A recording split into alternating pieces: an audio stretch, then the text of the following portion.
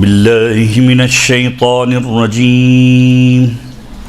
بسم الله الرحمن الرحيم. الحمد لله رب العالمين. الحمد لله كما هو أهله. الحمد لله من أول الدنيا إلى فنائها ومن الآخرة إلى بقائها. الصلاة والسلام على أشرف الأنبياء والمرسلين سيدنا ونبينا أبي القاسم محمد.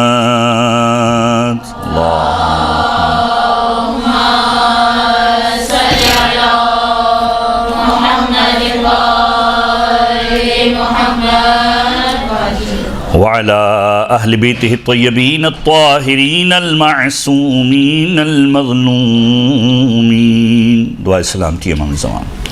بسم اللہ الرحمن الرحیم. اللهم كن لوليك الحجة ابن الحسن صلواتك عليه وعلى آبائه في هذه الساعة وفي كل ساعة وليا وحافظا وقائدا وناصرا ودليلا وعينا حتى تسكنه أرضك توعة وتمتعه فيها طويلا. اللهم صل على محمد وآل محمد.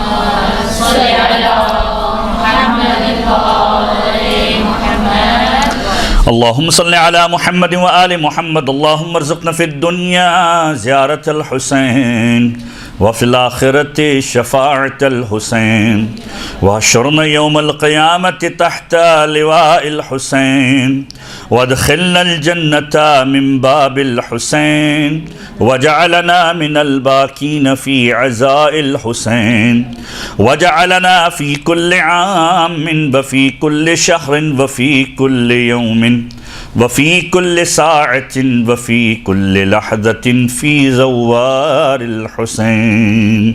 اللهم صل على محمد وآل محمد. أما بعد فقد قال الله تعالى في القرآن. بسم الله الرحمن الرحيم. رب اشرح لي صدري ويسر لي أمري واحلل عقدة من لساني يفقهوا قولي. صلوات على محمد وآل محمد.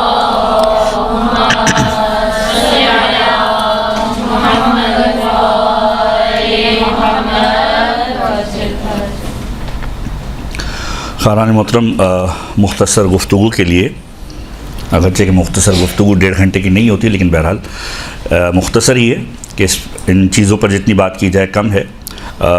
قرآن کریم کی ایک آیت جو آپ تمام افراد اکثر و بیشتر سماعت فرماتے رہتے ہیں، اور یہ دعا بھی ہے انبیاء ما سبق کی کہ پروردگار عالم میرے سینے کو کشادہ کر دے، میرے زبان کی گرہ کو کھول دے، کہ تاکہ میں ان چیزوں کو پہنچا سکوں، سمجھ سکوں کہ جو پروردگار عالم کی طرف سے میرے لیے آئی. سلیس ترجمہ ہے، بہرحال لفظی ترجمہ نہیں ہے، کہ خطیب کا کام یہ کام ہے کہ وہ چیزیں جو آل محمد سے وارد ہوئی ہیں ان کو سامع تک اس انداز سے پہنچائے کہ وہ بیریئر، وہ گیپ کہ جو کسی بھی اعتبار سے کریٹ ہو سکتا ہے، اس گیپ کو ختم کرنے کی کوشش کرے. یقینی طور پر ہر ایک خطیب اپنی اپنی ایفرٹ کو کرتا ہے، ہر ایک پڑھنے والا اپنی اپنی کوشش کو کرتا ہے، اور اس کے باوجود بھی اس بات کی اور اس خطا کی گنجائش باقی رہتی ہے کہ وہ جو بات پہنچانے کی کوشش کر رہا ہے ممکن ہے وہ مقصود اور منطوق نہ ہو کہ جس کو کہا گیا. مثلا قرآن کریم اور خود ائمہ طاہرین کی روایتیں. قرآن کریم کے بارے میں امام معصوم کا فرمان ہے کہ خود امیر المومنین کے جملے اور پیغمبر خدا کے جملے کہ یہ قرآن، ان القرآن ظاہرہ انیق و باطنہ عمیق، کہ یہ قرآن وہ ہے کہ جس کا ظاہر بہت خوبصورت ہے، بہت لبھانے والا ہے، بہت دلکش ہے، کہ انسان جو ہے اس کی طرف متوجہ ہوتا ہے، اٹریکٹیو ہے، انسان ان کے جملوں کی طرف راغب ہوتا ہے. وَبَاطِنُهُ عَمِيقٌ، لیکن اس کا باطن بہت گہرا ہے. تو قرآن کریم جب کوئی انسان پڑھتا ہے تو یہ بات امکان ہی نہیں رکھتی کہ انسان پڑھے اور اس سے متاثر ہوئے بغیر نہ رہ سکے، یہ اس کا ظاہر ہے. لیکن جب اس کو سمجھنے کی بات آتی ہے تو اس کا باطن بہت گہرا ہے. اس کو سمجھنا اتنا آسان نہیں ہے کہ میں یہ کہوں کہ میں نے قرآن کریم کی آیتوں کو ویسے سمجھ لیا جیسے خدا سمجھانا چاہ رہا تھا. یہ بہت مشکل کام ہے. اس کو سمجھانے والی ذات کون سی ذات ہے؟ وہ آل محمد کی ذات ہے. کہ یہ قرآن کیٹالوگ ہے، اس کیٹالوگ کو ڈیکوڈ کرنے والا، جیسے کوئی مشین آپ خریدتے ہیں اور وہ مشین اجزاء کی صورت میں اگر آپ کے پاس آئے تو آپ کو باقاعدہ طور پر ایک بکلیٹ دی جاتی ہے کہ یہ مشین ہے، اس کے یہ کمپوننٹس ہیں، اس کو اس کے ذریعے سے جوڑا جائے گا، فلاں اسکرو یہاں پر لگایا جائے گا، فلاں چیز یہاں پر لگائی جائے گی، اور جب ہر چیز اپنی مقررہ جگہ پر لگ جائے گی تو یہ آپریشنل ہوگی. اسی طریقے سے قرآن کریم ہے. ظاہر میں بہت ساری چیزیں آپ سمجھ سکتے ہیں، پڑھ سکتے ہیں، لیکن در حقیقت جو منظور خدا ہے وہ اس وقت تک سمجھ میں نہیں آئے گا کہ جب تک اس کو آل محمد سے آپ نہ لیں. تو اس کی مثال بھی بالکل ویسے ہی ہے. کوئی چیز آپ کے پاس آئی، بکلیٹ آئی، ایک اسکرو آپ نے دوسری جگہ پر لگا دیا، آپ نے مشین بنا دی. اب آپ کہیں گے مشین تو بن گئی، مشین بن گئی لیکن ویسی نہیں بنی جیسی بننی چاہیے تھی. مجلس، خطیب، نقطہ یا بیان ہو گیا، آپ کہیں گے میں نے تو نقطہ نکال کے بیان کر دیا، لیکن کیا یہ نقطہ وہی تھا کہ جو ائمہ تحریک کی طرف سے تھا؟ یقینی طور پر یہاں پر ایک کوسچن مارک ہے، اور یہ کوسچن مارک حضرت حجت کے ظہور تک رہے گا. لیکن انسان خطا کے امکان کو کم سے کم کرنے کی کوشش کرے اپنی گفتگو کے اندر، اور یہ اس وقت ہی ممکن ہو سکتا ہے کہ جب تک وہ ان حدیثوں کو آل محمد کے فرامین سے سمجھنے کی کوشش نہ کرے. جب آل محمد کے فرامین کی روشنی میں ان حدیثوں کو، قرآن کی آیتوں کو دیکھنے کی کوشش کرے گا تو پھر یقینی طور پر خطا کا امکان کم رہ جائے گا. مثلا اب اس کے ضمن کے اندر قرآن کی بہت ساری ایسی آیتیں ہیں جو میں نے جملہ پہلے کہا اسی کے ذیل کے اندر. آج کی گفتگو کا جو محور ہے، بہرحال جو مجھے موضوع اس انداز سے دیا گیا تھا وہ بھی ہم اس میں کوشش کریں گے کہ کور اپ ہو جائے کہ مجالس اعضاء کے اندر جو ہم چیزوں کو استعمال کرتے ہیں، مثلا ہماری مجالس کنسسٹ ہوتی ہیں کن کن چیزوں کے اوپر.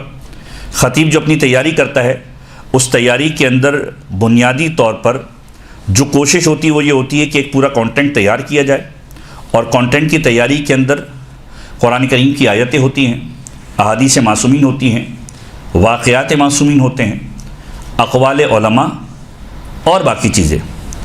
یہ جو چیزیں ہم استعمال کرتے ہیں ان میں پریفرنسز، ترجیحات کیا ہونی چاہیے ہماری، کہ آپ کی مجلس کے کمپوننٹس کیا ہونے چاہیے، آپ کی مجلس کن کن چیزوں پر مشتمل ہونی چاہیے.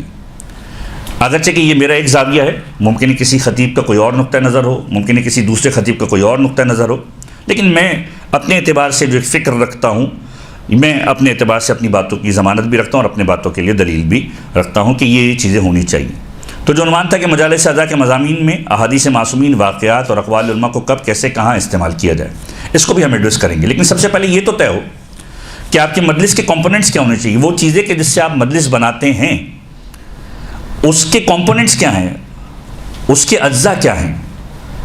سب سے پہلی چیز جو آپ کی مجالس کے لیے امپورٹنٹ چیز ہے وہ یہ ہے کہ آپ کا موضوع کیا ہے، آپ کا سبجیکٹ کیا ہے.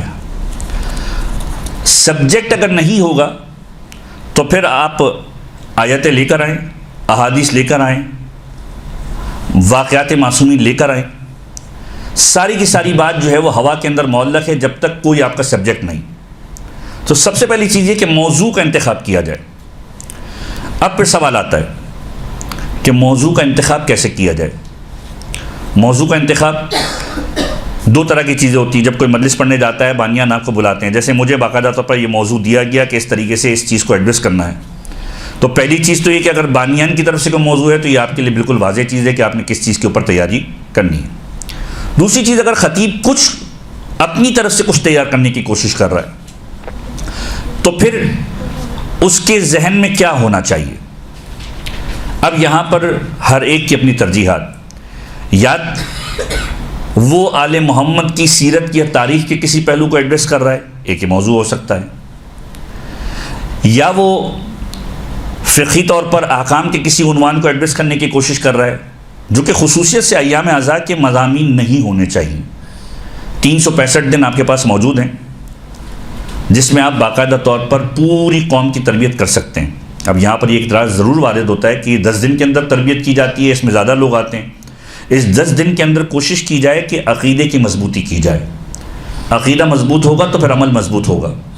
چھوٹی چھوٹی احکام کی چیزیں، فقہی چیزیں یقینی طور پر آپ ہر مجلس کے اندر شامل کر سکتے ہیں کہ انسان مربوط رہے آل محمد کے اس دین سے کہ جس دین کے ذریعے سے ہمیں نجات کی جانب جانا ہے۔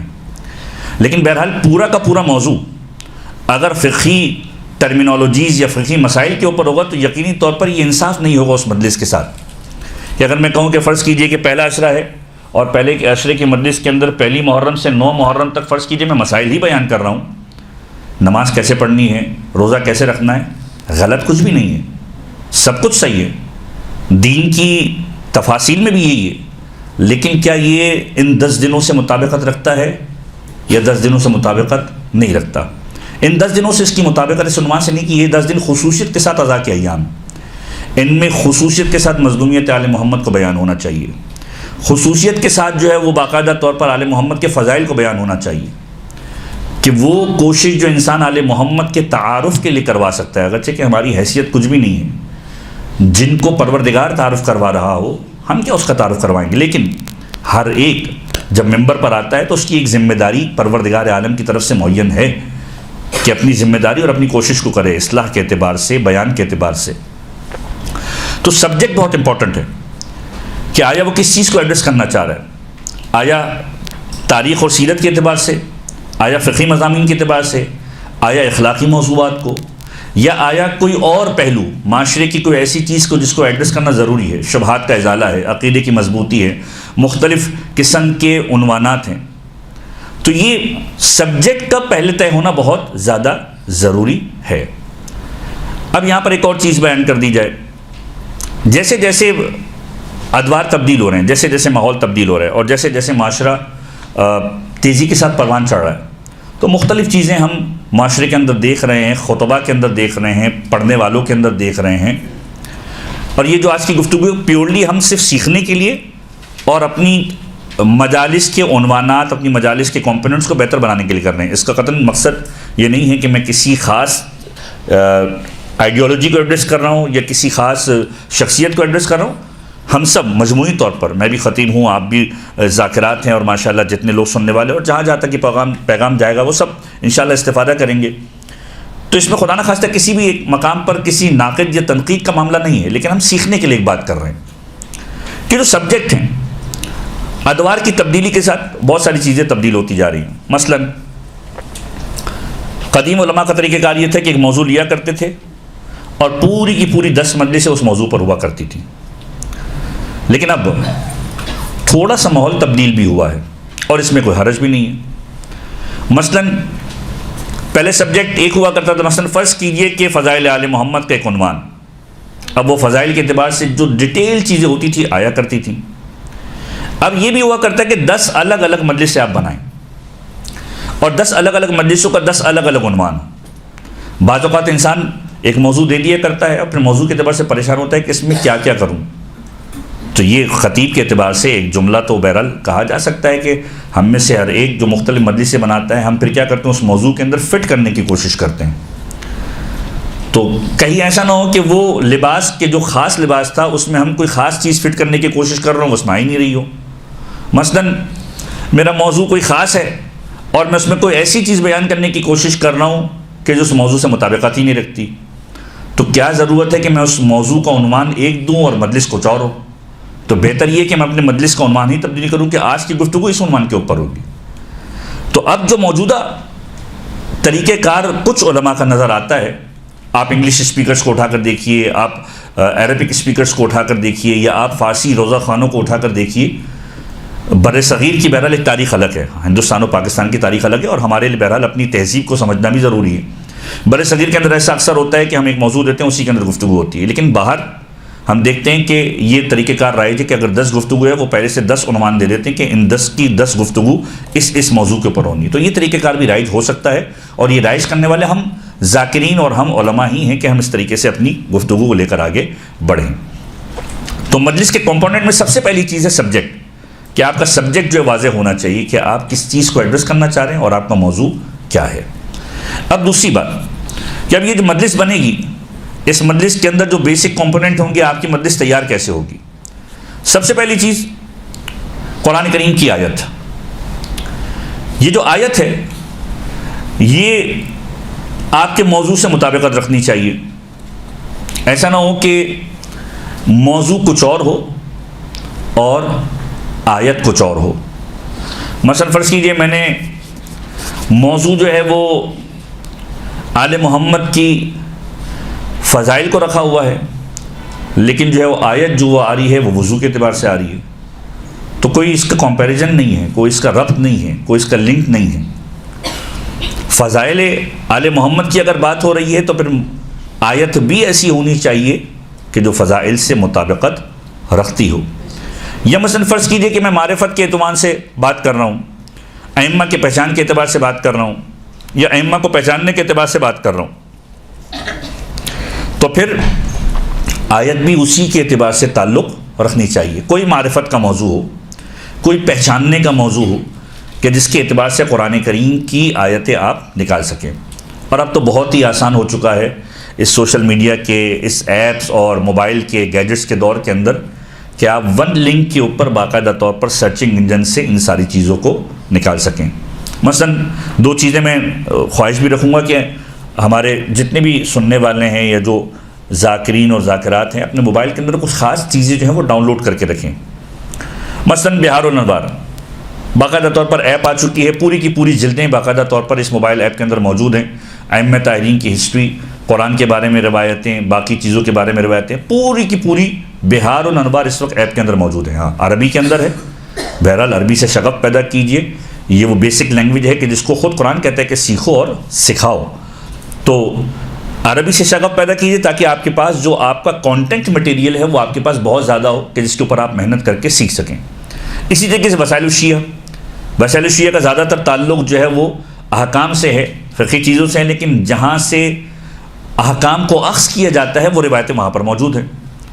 تو آپ کی نگاہ کے اندر ہو کہ اگر فرض کیجئے کسی موضوع کے اوپر، کسی حکم کے اوپر، کسی چیز کے بارے میں آپ کوئی چیز بیان کر رہے ہیں، مراجع کے فتاوی الگ ہیں، یقینی طور پر ہر ایک اپنے مکلف جو ہے وہ اپنے تقلید کرنے والے کی چیزوں کو فالو کرے گا، لیکن ایک ٹرمینالوجی جو استعمال ہوتی ہے، آیت اللہ باقر رحمانی کی پوری ایک کتاب ہے، اگر کسی کو عربی سے شغف ہو تو باقاعدہ طور پر جو ہے وہ اس کتاب کو بھی ضرور پڑھیے گا، اور حوزے کے اندر پڑھائی بھی جا رہی ہے فقہ استدلالی کے عنوان سے، کہ جو احکام اخذ کیے جاتے ہیں اس کا استدلال کیسے کیا جاتا ہے، کہ اگر کوئی چیز حکم بیان کیا جا رہا ہے تو یہ بیان کرنے والا حکم بیان کرنے والا خطیب ہے، اس کو معلوم تو ہو کہ اس کی بیس کیا ہے۔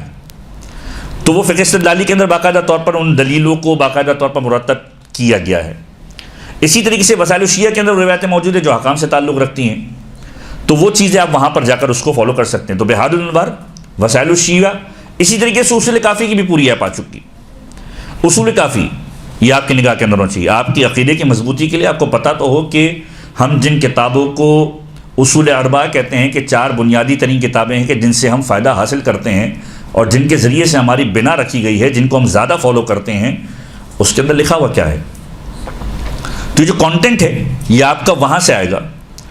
بات شروع ہوئی تھی آیت سے، یہ تو وہ چیز ہو گئی جو کسی خطیب کے لیے بہت ضروری ہے۔ اچھا، اس کے علاوہ بے شمار چیزیں آپ اپنی کانٹینٹ کریٹنگ کے اندر حاصل بھی کریں گے اور سیکھیں گے بھی، جو مزید گفتگو کے اندر آئے گی۔ تو آیتوں کے لیے دو سافٹ ویئرز آپ کے سامنے بالکل واضح ہونے چاہیے، الکوثر، البلاغ، یہ دونوں ایپس جو ہے وہ باقاعدہ طور پر اردو اور اب کسی اینڈرائڈ کے اندر یا اس میں انگلش کے ساتھ بھی آ چکی ہے۔ البلاغ کے اندر باقاعدہ طور پر موضوعاتی عنوان سے آپ صرف عربی لینگویج کو لکھ کے اور اس میں باقاعدہ کوئی موضوع کے اعتبار سے کوئی لفظ ڈالیں گے تو قرآن کریم کی جتنی آیتیں اس موضوع سے مطابقت رکھتی ہیں وہ باقاعدہ طور پر آ جائیں گی۔ تو یہ باقاعدہ طور پر کام ہوئے ہیں، یعنی یہ تو وہ بلیسنگ ہے کہ پہلے باقاعدہ طور پر جو ہے وہ موجم المفارس کو کھولا جاتا تھا، فہرست میں دیکھا جاتا تھا کہ کون سا ورڈ ہے، اس سے پھر باقاعدہ طور پر دیکھا جاتا تھا کون سی آیتیں کہاں کہاں پر ہیں، کون سے سورے کے اندر ہیں۔ اب تو یہ آپ کے ایک کلک کے اوپر ہارڈلی 1 سے 1.5 منٹ لگے گا، آپ پوری کی پوری ایک آیت نکال کر بیٹھ جائیں گے کہ یہ آیت اس موضوع سے مطابقت رکھتی ہے۔ ترجمہ پڑھیے، دیکھیے، الکوثر کے اندر باقاعدہ طور پر تفسیر بھی ہے، اس کی تفسیر دیکھیے، کچھ خاص تفاسیر کا انہوں نے حوالہ دیا ہوا ہے۔ تو باقاعدہ طور پر ان موضوعات کو دیکھ کر آیتوں کا سلیکشن کیا جائے۔ تو یہ بہت امپورٹنٹ ہے کہ ہماری مجالس کے اندر آیتوں کا سلیکشن کیسے ہونا چاہیے۔ اچھا، میں دوبارہ کہوں کہ یہ میرا زاویہ ہے، ممکن ہے کسی خطیب کا کوئی اور طریقہ کار ہو، میں اس وقت اپنی اس معاف ضمیر کی بات کو منتقل کر رہا ہوں کہ جو میرے اعتبار سے ایک مجلس کے بنیادی کمپوننٹس ہونے چاہیے۔ مثلاً اب اگر ہم بات کریں کہ ائمہ تائرین کے اعتبار سے ہمیں بات کرنی ہے، تو ائمہ تائرین کے اعتبار سے جو ہے وہ میں کون کون سی آیتوں کو لے سکتا ہوں۔ فار انسٹنس، مثال کے طور پر قرآن کریم کی وہ آیتیں جو معروف آیتیں ہیں، اور وہ معروف آیتوں کے اندر کیا ہے؟ یا ایھا الذین آمنوا اطیعوا اللہ واطیعوا الرسول واولی الامر منکم، اللہ کی اطاعت کرو، اس کے رسول کی اطاعت کرو، اور اولی الامر کی اطاعت کرو۔ یہاں سے بھی آپ موضوع کو ائمہ تائرین کی طرف لے کر جا سکتے ہیں۔ ایک موضوع یہ ہو سکتا ہے، ایک آیت ہی ہو سکتی ہے۔ یہ ایک اور آیت سورہ مبارکہ توبہ کی 36ویں نمبر کی آیت، اور یہاں پر کچھ باتیں جو میں نے ابتدا کے طور پہ کی تھی وہاں اس کو ایڈریس کیا جائے۔ ان عدۃ الشہور عند اللہ 12 شہرا فی کتاب اللہ یوم خلق السماوات والارض ومنها 4 حرم۔ سورہ مبارکہ توبہ 9واں سورہ ہے، 36ویں آیت ہے۔ آیت کیا کہہ رہی؟ ان عدت، اور خصوصیت کے ساتھ ماہ مبارک رمضان کے اندر میں سمجھتا ہوں اس آیت کا کسی نہ کسی ایک مجلس کے اندر ایک تذکرہ ضرور ہونا چاہیے۔ وجہ کیا ہے؟ پروردگار ارشاد فرما رہے ہیں ان عدت الشہور عند اللہ 12 شہرا، مہینوں کی تعداد خدا کی بارگاہ میں 12 ہے۔ 12 شہرا 12 ہے، فی کتاب اللہ، جو کتاب خدا کے اندر موجود ہے۔ یعنی بہت سارے شبہات آپ کے دور ہو گئے۔ کوئی سوال کرے کہ مہینوں کی تعداد 12 ہی کیوں ہے؟ قرآن کہہ رہا ہے کہ 12 ہے۔ فی کتاب اللہ، خدا کی کتاب میں بھی لکھا ہوا ہے۔ کب سے 12 ہے؟ یوم خلق السماوات والارض، جب سے زمین و آسمان کو پیدا کیا ہے مہینوں کی تعداد 12 ہے۔ کوئی بھی کیلنڈر اٹھا کر دیکھیے، شمسی کیلنڈر ہو، ہجری کیلنڈر ہو، عیسوی کیلنڈر ہو، زردشتیوں کا کیلنڈر ہو، ہر ایک مہینوں کے اعتبار سے 12 کا ہی قائل ہے۔ یہ تو ظاہر ہے۔ کب سے 12 ہے؟ قرآن کہہ رہے یوم خلق السماوات والارض، جب سے زمین و آسمان کو پیدا کیا۔ وَمِنْهَا 4 حرم، اور ان 12 مہینوں میں سے 4 محترم ہیں۔ ذَلِكَ الدِّينُ الْقَيِّمُ، اور یہ محکم ترین دین ہے۔ اچھا، ظاہری اعتبار سے کوئی اس کا کنیکشن آل محمد کے ساتھ یا معرفت کے ساتھ لگ نہیں رہا، لیکن یہ وہ آیت ہے کہ جس کو آپ ایزیلی کنیکٹ کر سکتے ہیں خود آل محمد کے تعارف کے ساتھ۔ اور یہ فضائل کے نکات بھی ہیں، یہ ماہ محرم سے تعلق بھی رکھتا ہے، مجالس ازا کے اندر بیان بھی ہونا چاہیے۔ کیوں؟ کیونکہ اس آیت کا حوالہ اور ان چیزوں کا حوالہ، محترم مہینوں کا حوالہ، خود امام رضا نے ماہ محرم کی ابتدا میں ابن شبیب کو کیا کہ جب ریان ابن شبیب آیا امام کی بارگاہ کے اندر، پہلی محرم کا دن تھا اور امام سے ملاقات کی، اور جب امام سے ملاقات کی دیکھا کہ امام کے گھر کے اندر سوگ کا سماں ہے، اور جب امام سے سوال کیا تو ایک مرتبہ امام نے سوال کیا کہ آج کون سا دن ہے؟ تو اس نے کہا کہ مولا پہلی محرم کا دن ہے۔ اور پھر امام سے سوال کیا کہ مولا آپ کے گھر میں گریا ہو رہا ہے، تو معلوم چلا محرم کا دن ہے، امام عزائے امام حسین کو منا رہے ہیں۔ تو امام نے پھر وہ جملے کہے جو آپ اکثر و بیشتر سنتے ہیں کہ ابن شبیب ان كنت باکین فابکی للحسین، اے ابن شبیب اگر رونا چاہتے ہو تو حسین ابن علی پر گریا کرو۔ کائنات میں وہ ہستی کے جس کے لیے گریا سزاوار ہے وہ امام حسین کی ذات اقدس ہے۔ اور پھر کہا کہ یہ وہ مہینہ تھا کہ جس مہینے کو محترم مہینہ کہا جاتا تھا۔ اب ڈیٹیل کیا ہے کہ قرآن کہہ رہا ہے 12 مہینے ہیں۔ کب سے 12 مہینے ہیں؟ جب سے زمین و آسمان کو خلق کیا گیا۔ ظاہر روایت کیا ہے اور ظاہر قرآن کیا ہے؟ جو میں نے جملہ کہا تھا کہ یہ قرآن اس کا ظاہر انی خوبصورت ہے، باطن اس کا گہرا ہے۔ ظاہر دلکش ہے، ظاہر کو سمجھنے کی کوشش کریں، بہت ہی واضح ہے۔ مہینوں کی تعداد مارا ہے، محرم سے شروع ہوتا ہے، صفر ہے، ربیع الاول ہے، ربیع ثانی ہے، جمادی الاول ہے، جمادی ثانی ہے، رجب ہے، شعبان ہے، رمضان ہے، شوال، ذیقعد، ذی الحج، 12 کی تعداد ہے۔ 4 محترم مہینے کون سے ہیں؟ قدیم زمانے کے اندر 4 محترم مہینے ہوا کرتے تھے، جاہلیت کے زمانے کے اندر، جس کو اسلام نے بھی ایڈریس کیا۔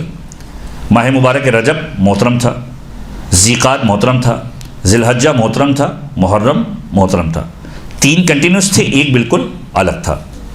تو ظاہر قرآن کی جو آیت ہے بہت ہی واضح، 12 مہینوں کی تعداد ہے، 4 محترم ہیں۔ امام رضا نے اسی سے استدلال کیا، چونکہ لوگ قرآن کے ظاہر کے پابند ہیں۔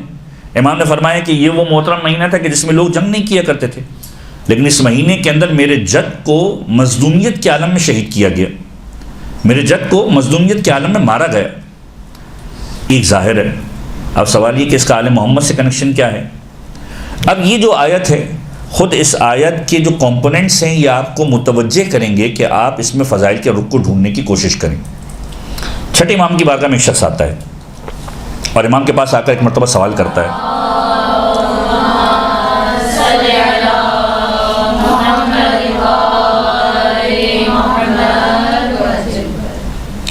کہ امام یہ بتائیے کہ قرآن کریم کی اس آیت کا منظور کچھ اور بھی ہے کیا؟ خداوند متعال اس آیت کے اندر کچھ اور بیان کرنا بھی چاہ رہا ہے؟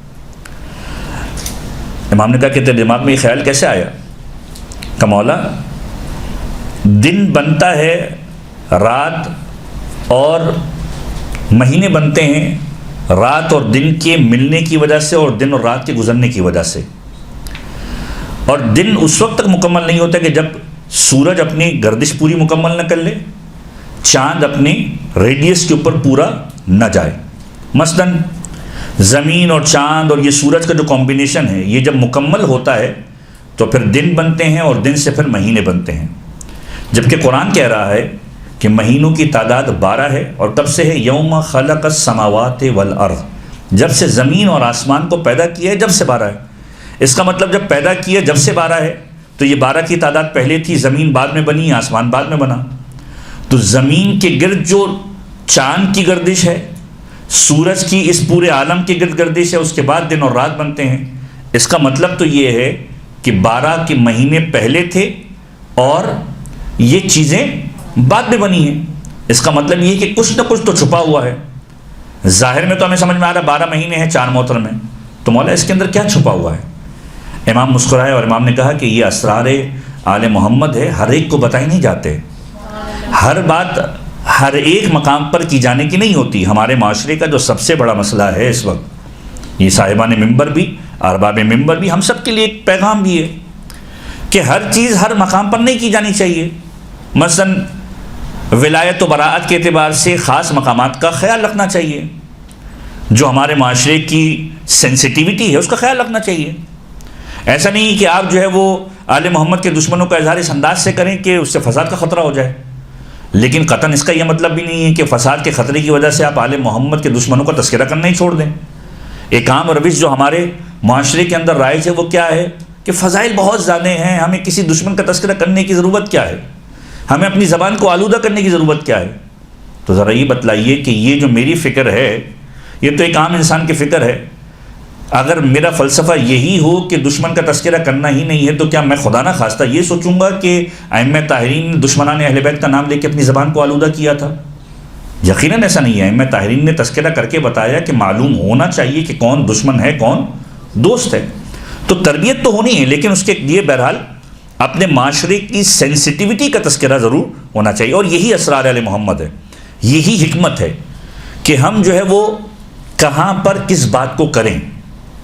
ہمارے معاشرے کے اندر کچھ لوگ ایک دوسرے کو اس طریقے سے اٹھانے کی کوشش کرتے ہیں کہ نہیں بھائی اس بات کی ضرورت ہے، اس بات کی ضرورت ہے۔ نتیجہ کیا ہوتا ہے جو ہم اپنے سوشل میڈیا کے اوپر دیکھ رہے ہوتے ہیں؟ مجالس کے اندر علمی کیفیت کم ہو جاتی ہے، شکوہ جواب شکوہ چل رہا ہوتا ہے۔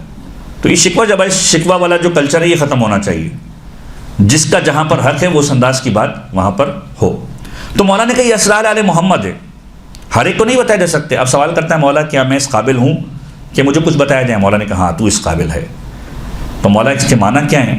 اب امام نے فرمایا کہ امام فرماتے ہیں کہ یہ جو 12 کی تعداد ہے یہ بات تو واضح ہے کہ مہینہ بنتا ہے دن اور رات کے تعین کے ساتھ۔ دن اور رات کا تعین ہوتا ہے سورج اور چاند کی گردش کے ساتھ۔ زمین اور آسمان بنے اس سے پہلے یہ 12 تھے، اس کا مطلب یہ کہ دن اور رات سے پہلے یہ 12 تھے۔ تو پہلے 12 کا وجود تھا، تو ہم تو ابھی تک یہ سوچ رہے تھے کہ جب دن مکمل ہوتے ہیں مہینہ بنتا ہے، پھر مہینے کا نام رکھا جاتا ہے۔ مولا کہہ رہے ہیں پہلے سے 12 تھے۔ تو مولا یہ 12 کون سے تھے؟ فرمائے یہ 12 امام تھے جو ہدایت کے لیے اس وقت سے تھے کہ جب نہ دن کا وجود تھا، نہ رات کا وجود تھا، نہ زمین کا وجود تھا، نہ آسمان کا وجود تھا.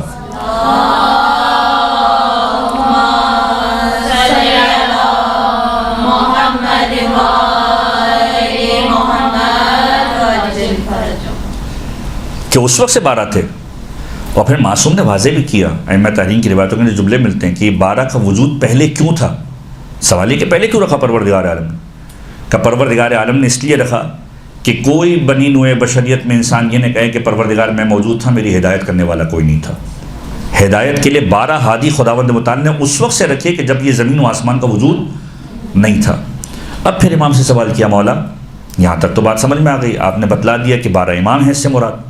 اب یہاں اس آیت کے اندر ہم کس سے جڑ گئے؟ ائمہ تحرین سے جڑ گئے. اس طرح کی بیشتر آیتیں، مثلا حضرت موسیٰ کا واقعہ، وَلَقَدْ أَوْحَيْنَا إِلَى مُوسَىٰ، قرآن کریم کہتا ہے غالباً سورہ مبارکہ قصص کی آیت، کہ ہم نے موسیٰ کی طرف وحی کی کہ جاؤ سمندر کی جانب جاؤ اور سمندر کے اندر رسا مارو، وَلَا تَخَفْ وَلَا تَخْشَىٰ. اس طرح کی آیتوں کا کچھ متن ہے کہ ڈرنے کی ضرورت نہیں ہے، پروردگار عالم نے جو ہے وہ آپ کے لیے راستہ بنا دیا. یا خود حضرت موسیٰ جب اپنی قوم کو لے کے، بنی اسرائیل کو لے کے جو ہے وہ بنی اسرائیل کے علاقے کی جانب گئے تو وہاں پر 12 چشمے نکلے، اور ہر ایک قبیلہ جو ان کے ساتھ گیا تھا وہ ان 12 چشموں سے سیراب ہوتا تھا. ان آیتوں کے اندر بھی باقاعدہ طور پر ائمہ تحرین کی نسبت باقاعدہ طور پر دی گئی ہے کہ ان 12 چشموں سے مراد 12 ہدایت کے چراغ ہیں جو بعد میں جا کے ہدایت کے منازل کے اوپر فائز ہوں گے. تو بے شمار آیتیں ہیں جن سے آپ آل محمد کو کنیکٹ کر سکتے ہیں. خود امامت کے کانسیپٹ کے اوپر، خود 12 کی عدد کو کانسیپٹ کو باقاعدہ طور پر ایڈریس کر سکتے ہیں. اب امام سے کہتے ہیں مولا 12 کا تو سمجھ میں آ گیا، لیکن اب جو قرآن کہہ رہا ہے کہ وَمِنْهَا أَرْبَعَةٌ حُرُمٌ، 4 محترم ہیں، تو مولا اب یہ بتائیے کہ 4 محترم کون سے ہیں؟ ہم تو اس بات کے قائل ہیں کہ اولنا محمد، اوسطنا محمد، آخرنا محمد، ہم تو سب کے اکرام کے قائل ہیں. تو 4 الگ سے 4 کون سے محترم ہیں؟ امام مسکرائے فرمایا محترم تو سب ہیں، لیکن خداوند متعال الفت بہت رکھتا ہے ان 4 سے کہ جن کے نام علی سے شروع ہوا کرتے ہیں. علی ابن ابی طالب، علی ابن الحسین زین العابدین، علی ابن موسیٰ الرضا، علی ابن محمد النقی. یہ 4 نام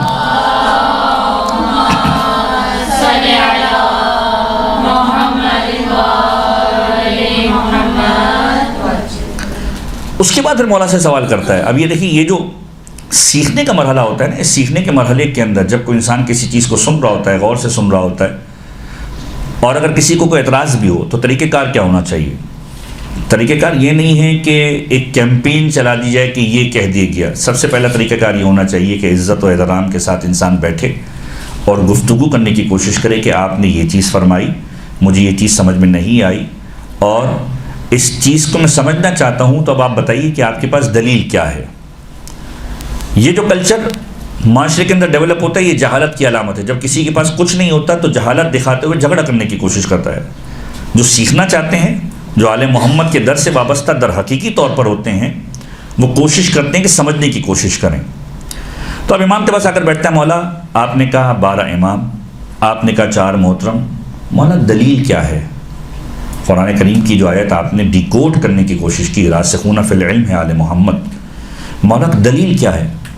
اب امام کہتے ہیں کہ دلیل یہ ہے کہ جس کا اگلا جملہ ہے قرآن کریم کا اسی آیت کے اندر، وہ کیا ہے؟ ذالک الدین القیم، کہ یہ محکم ترین دین ہے، اور جو انسان اس دین سے جڑے گا وہی فلاح یافتہ ہوگا. فرمائیے بتاؤ 12 مہینے ہو نہ ہو کسی کو کیا فرق پڑتا ہے؟ لیکن اگر 12 ہادی نہ ہو تو ہدایت کا باب بند ہو جائے گا. یہی محکم ترین دین ہے جس تک خدا پہنچانا چاہتا ہے، 12 ائمہ تک خدا نہ پہنچانا چاہتا ہے. 12 مہینے کسی اور معاشرے کے اندر کوئی دوسرے نام کے ساتھ ہوں گے، وہ ہو نہ ہو فرق نہیں پڑتا. لیکن اگر 12 ہادی نہ ہو تو 12 ہادی نہ ہونے کی وجہ سے انسان ہدایت کے راستے سے دور ہو جائے گا. تو مجالس کے جو کمپوننٹس ہیں، انگریڈینٹ جس کو ہم کہہ سکتے ہیں، وہ انگریڈینٹس کیا ہے؟ سب سے پہلی چیز ہے آیت، بلکہ سب سے پہلی چیز جو ہم نے بیان کی سبجیکٹ. پہلے سبجیکٹ کا تعین ہو کہ آپ کا موضوع کیا ہے، اور پھر اس موضوع سے لنکڈ آپ کی آیتیں ہوں کہ جو آپ کو اس موضوع سے جوڑ رہی ہوں. مثلا اگر فرض کیجئے کہ میرا عنوان محبت اہل بیت ہے، تو پھر میں ان آیتوں کو ڈھونڈنے کی کوشش کروں گا جو قرآن کریم میں محبت اہل بیت سے نسبت رکھتی ہوں. مثلا وہ آیتیں جو ڈائریکٹلی یا انڈائریکٹلی قرآن کریم کی ان مفاہیم تک مجھے پہنچانے والی ہے کہ جن کا تعلق آل محمد کی محبت سے. مثلا ایک واضح ترین آیت جو ہم سے اکثر بیشتر پڑھتے ہیں، قُل لَا أَسْأَلُكُمْ عَلَيْهِ أَجْرًا إِلَّا الْمَوَدَّةَ فِي الْقُرْبَى، معروف آیت ہے. کہ حبیب کہہ دیجئے اجر رسالت کچھ بھی نہیں چاہیے مگر یہ کہ میرے اقربا اور اہل بیت سے محبت. یہ عنوان وہ ہے جو آپ کو ڈائریکٹلی جوڑ دے گا. ایک اور آیت ہے قرآن کریم کی سورہ مبارکہ آل عمران آیت نمبر 31، قُلْ إِن كُنتُمْ تُحِبُّونَ اللَّهَ فَاتَّبِعُونِي يُحْبِبْكُمُ اللَّهُ يَغْفِرْ لَكُمْ ذُنُوبَكُمْ وَاللَّهُ غَفُورٌ رَحِيمٌ. کہ حبیب ان سے کہہ دیجئے کہ جو خدا سے محبت کے دعوے دار ہیں، جو کہتے ہیں ہمیں خدا سے محبت ہے، ان سے کہو کہ میری پیروی کریں. جب میری پیروی کریں گے خدا ان سے محبت کرے گا، اور جب خدا ان سے محبت کرے گا یغفر لکم ذنوبکم، ان کے گناہوں کو معاف کر دے گا. واللہ غفور الرحیم، پروردگار عالم مغفرت کرنے والا بھی ہے اور رحم کرنے والا بھی ہے. اب یہ آیت بھی آپ کو آل محمد سے لے جا کے فوراً جوڑ دے گی. سب سے پہلے تو ہم بات کریں گے محبت کی، کہ محبت کو دعویٰ کرتا ہے وہ محبت کا دعوے دار خدا کی بارگاہ کے اندر کس انداز سے جو ہے وہ دعویٰ کرتا ہے اور اس کی دلیل کیا قائم کرتا ہے. عام انسان جب کسی سے محبت میں گرفتار ہوتا ہے، بڑی سلینگ ایک مثال ہے لیکن سمجھانے کے لیے، تو اگر کسی سے محبت میں گرفتار ہوتا ہے وہ اس کے لیے سب کچھ کر لے، لیکن اگر سامنے والا ہی راضی نہ ہو تو ساری کی ساری باتیں بیکار ہو جاتی ہیں. وہ کہتا ہے وہ کرو جو مجھے چاہیے. یہی مثال خداوند متعال کے لیے اگر آپ رکھیں، میں کہوں میں خدا سے محبت کرتا ہوں، یہ میرا دعویٰ ہے بلا دلیل ہے، میرے پاس کوئی دلیل نہیں ہے. میرا دعویٰ اس وقت حتمی منزل پر پہنچے گا کہ جب خدا کہے کہ ہاں تجھے مجھ سے محبت ہے. اور خدا خود کہہ رہا ہے، اے حبیب جو کہتے ہیں کہ مجھ سے محبت رکھتے ہیں، مجھ سے کہو کچھ نہ کرو تمہارے پاس آ جائیں، تمہاری پیروی کریں، تمہاری اتباع کریں. جب تمہاری پیروی کریں گے تو اب معاملہ یک طرفہ نہیں رہے گا. یحببکم اللہ، خدا بھی ان سے محبت کرے گا، اور جب خدا محبت کرے گا یغفر لکم ذنوبکم، خدا ان کے گناہوں کو معاف کر دے گا. اب جو پیغمبر کی اتباع ہے، پیغمبر کی پیروی ہے، یہ آپ کو فوراً محبت اہل بیت سے لے کر جوڑ دے گی. پیغمبر کی محبت کس شخصیت کی محبت کے ساتھ چھپی ہوئی ہے؟ علی کی محبت کے ساتھ چھپی ہوئی ہے. پیغمبر کی محبت کس کے ساتھ چھپی ہوئی ہے؟ فاطمہ کی محبت کے ساتھ چھپی ہوئی ہے. پیغمبر کی محبت کس کے ساتھ چھپی ہوئی ہے؟ سیدہ شباب اہل الجنہ کی محبت کے ساتھ چھپی ہوئی ہے. پیغمبر کی رضا کس میں چھپی ہوئی ہے؟ فاطمہ کی رضا میں چھپی ہوئی ہے. تو یہ پیروی پیغمبر کیا ہے کہ پیغمبر کو فالو کرنا ہے تو پیغمبر کا ہر عمل میرے لیے حجت ہے. پیغمبر اگر غدیر خون کے میدان میں کہہ رہے ہیں کہ میں اپنے بعد کسی کو مولا بنا کر جا رہا ہوں تو پیروی میرے لیے لازم ہے. تو آپ آٹومیٹیکلی جو ہے وہ ان آیتوں کے ذریعے ان سبجیکٹس کی طرف مڑ جائیں گے کہ جو آپ کا حتمی سبجیکٹ ہے. سورہ مبارکہ آل عمران آیت نمبر 31. تو یہ آیتیں اس طرح کی آپ بہت ساری سرچ کر سکتے ہیں محبت کے عنوان سے، حب کے عنوان سے. آپ جب سرچ کریں گے تو آپ گوگل پہ سرچ کیجئے، فرض کیجئے باقی ان سافٹ ویئرس کے اوپر سرچ کیجئے تو آپ کو بے شمار آیتیں ایسی ملیں گی کہ جن کا کوئی نہ کوئی عنوان ملے گا. تو پہلی چیز آپ کا موضوع واضح ہونا چاہیے کہ آپ کس موضوع کو ایڈریس کر رہے ہیں. دوسری چیز آیت کا سلیکشن بہت امپورٹنٹ رکھتا ہے کہ وہ آیت آپ کے موضوع سے مرتبط ہو یا آپ کا جو کانٹینٹ ہے اس سے وہ آیت تعلق رکھتی ہو. اس کے بعد جو دوسری اہم ترین چیز ہے آپ کی مجالس، اگر فرض کیجیے ہم ایک پرفارما بنانے کی کوشش کریں، ایک پیج کے اوپر ہم سے پوائنٹس لکھنے کی کوشش کریں کہ ہماری مجلسوں کے اندر کیا کیا چیز ہونی چاہیے. سب سے پہلی چیز ہے سبجیکٹ، دوسری چیز ہے آیت قرآن کریم کی، اس آیت کی ڈیٹیل کے جس سے میں اپنے موضوع کو جوڑ سکوں. تیسری چیز اس آیت کے ذیل کے اندر جو مفاہیم ہیں یا تو میں موضوع میں لے کے چل رہا ہوں، میرے پاس احادیث کا کتنا کلیکشن ہے کہ میں اس موضوع کو ایڈریس کر سکوں. یہ عیب ہے کسی خطیب کے لیے کہ وہ پوری مجلس پڑھے اور پوری مجلس کے اندر قرآن کریم کی آیتیں نہ ہو، احادیث معصومین نہ ہو. اس بات کو ذہن میں رکھیے کہ ہم جو ممبر پر آتے ہیں، خداوند متعال نے ہمیں ایک باقاعدہ طور پر یہ ذمہ داری سونپی ہے، یہ شرف دیا ہے کہ ہم ذکر محمد اور آل محمد کر رہے ہیں. ہماری ذمہ داری ہے ہم خالی ہاتھ آئیں اور لوگوں کو کچھ سکھا کر یا سمجھا کر نہ جا پائیں. یہ ہمارے لیے ایک بہت بڑا داغ ہے کہ میں آیا اور لوگوں کو خالی ہاتھ چھوڑ کر چلا گیا. میری اپنی کوئی حیثیت نہیں ہے اس ممبر پر آ کر اگر میں بیٹھا ہوں تو میری ذاتی کیپیسٹی کے اندر میری کوئی حیثیت نہیں ہے. میری حیثیت یہ ہے کہ میں امام حسین کا ذاکر ہوں، میری حیثیت یہ کہ امام حسین کا خطیب ہوں. تو بات بھی امام حسین کی ہونی چاہیے، پروردگار عالم کی طرف نسبت دے کر بات ہونی چاہیے. تو جب یہ بات ہوگی تو میں اپنی محنت تو نہیں بیان کر سکتا. ضروری ہے کہ میں آیات قرآنی کی بات کروں، ضروری کہ میں احادیث معصومین کی بات کروں تو اس پوری مجلس کے اندر جو میرا پارٹیسپیشن ہوگا وہ صرف اتنا ہونا چاہیے کہ ان آیتوں کو سمجھانے کے لیے جو میرے ورڈنگز استعمال ہو رہے ہیں بس وہ ہونی چاہیے، ان حدیثوں کو سمجھانے کے لیے جو میرے ورڈنگز استعمال ہو رہے ہیں وہ ہونے چاہیے۔ یہ بھی کب ہوں کہ جب میرے پاس آیات اور حدیث کو سمجھانے کے لیے کوئی اور سپورٹیو چیز نہ ہو، تب میری باتیں ہوں۔ لیکن اگر کسی کی گفتگو کے اندر 1 گھنٹے کے مجلس میں احادیث معصومین نہ ہو، کسی کی گفتگو کے اندر 1 گھنٹے کی گفتگو میں آیات نہ ہو، تو در حقیقت اس کا مطلب یہ ہے کہ وہ نہ سبجیکٹ لے کر آیا ہے نہ کانٹینٹ لے کر آیا ہے۔ آیات کے بغیر اور احادیث کے بغیر گفتگو نہیں ہونی چاہیے۔ ہم بنیادی طور پر ہماری حیثیت، یہ بارہا مثال دی جاتی ہے، ہماری مثال اس لاؤڈ اسپیکر کی مانند ہے جو پیغام کو پہنچانے والا ہے، اس لاؤڈ اسپیکر کی مانند۔ مثلا میں آپ کے سامنے کہہ رہا ہوں، میرے سامنے مائک ہے، یہ لاؤڈ اسپیکر ہے، آواز یہاں سے آپ تک پہنچ رہی ہے۔ یہ جو مائک اور اس میں جو جانے والی آواز ہے وہ آل محمد کی آواز ہونی چاہیے۔ میرا کام صرف اسپیکر کا ہے کہ جو آل محمد کی آواز کو آپ تک پہنچائے، اس سے بڑھ کر کچھ نہیں ہونا چاہیے۔ میں اسپیکر کی حیثیت رکھتا ہوں، مائک، کانٹینٹ، آواز آل محمد کی ہونی چاہیے جو مجھ تک آپ کے ذریعے میرے ذریعے آپ تک پہنچے۔ تو میرا کام فقط آل محمد کی باتوں کو آپ تک پہنچانا ہے، یعنی میں ایک امانت دار ہوں۔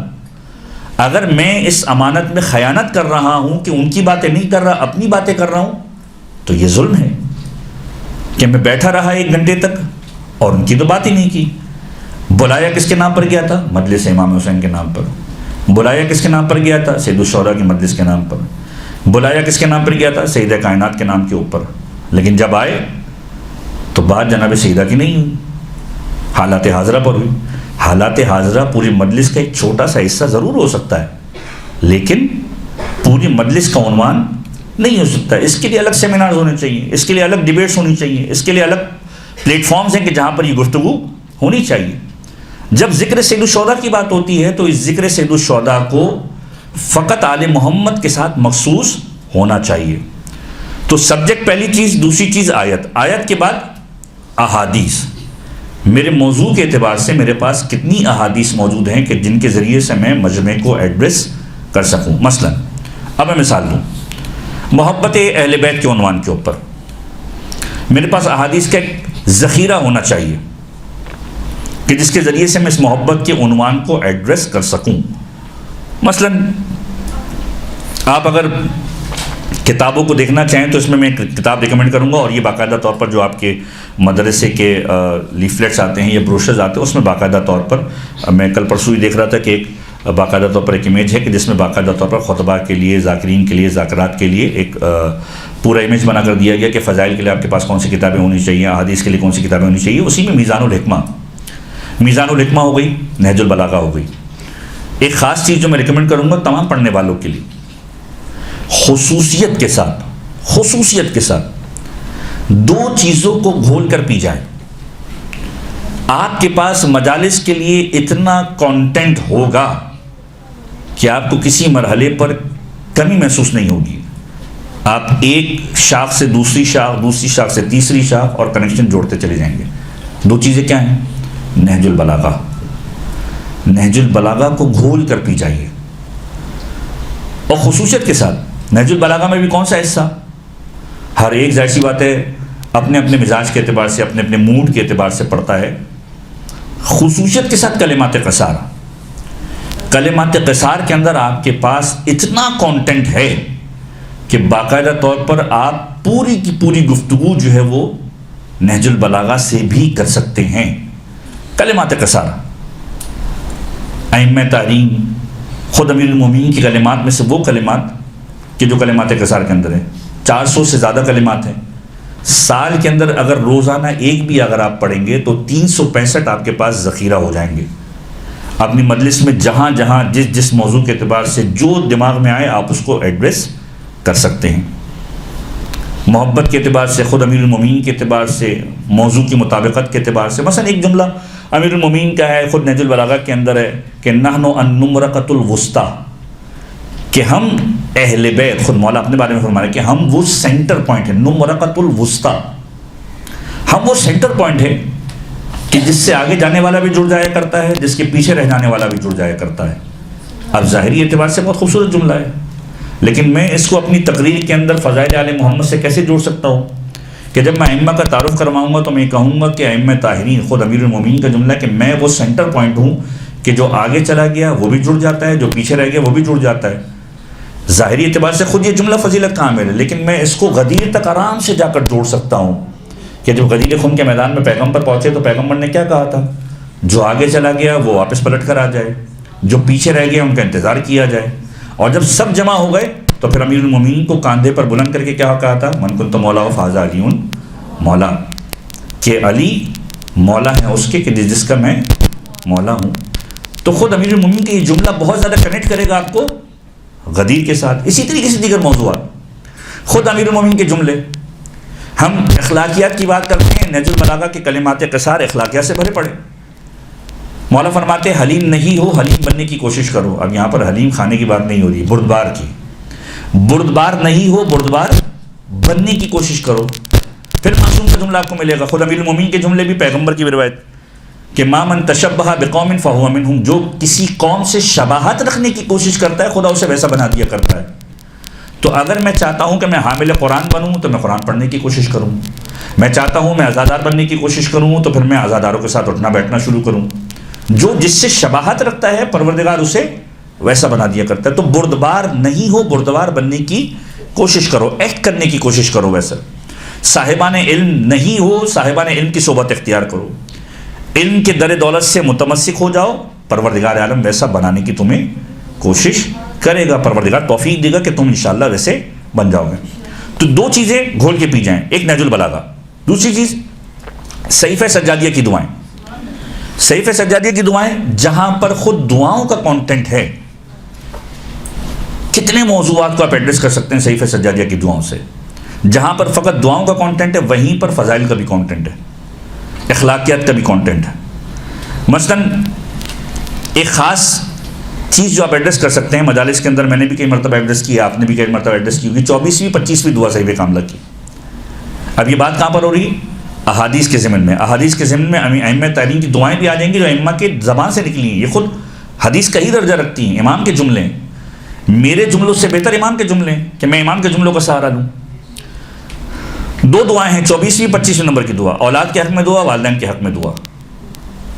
اسی طریقے سے صحیفہ کاملہ کے اندر جو دوسرا پورشن ہے اس کے اندر تیسرے نمبر کی دعا ہے جس میں خود آل محمد کے فضائل مولا نے بیان کیے۔ یہ ساری کی ساری وہ چیزیں جو خود احادیث کے زمرے کے اندر آپ کو نظر آئیں گی، تو موضوع سے آپ مرتبط بھی ہو جائیں گے۔